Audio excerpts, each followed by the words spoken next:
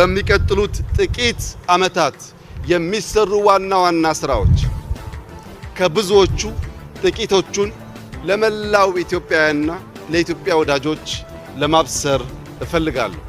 ኢትዮጵያ የህዳሴን ግድብ የሚተካከል ለሰላማዊ ዓላማ ብቻ የሚውል የኒውክሌር ፕላንት በቅርቡ ስራ ትጀምራለች።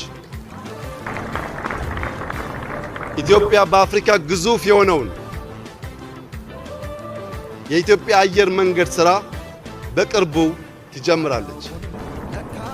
በጥቂት ሳምንታት የመጀመሪያው የጋዝ ፋብሪካ ይመረቃል።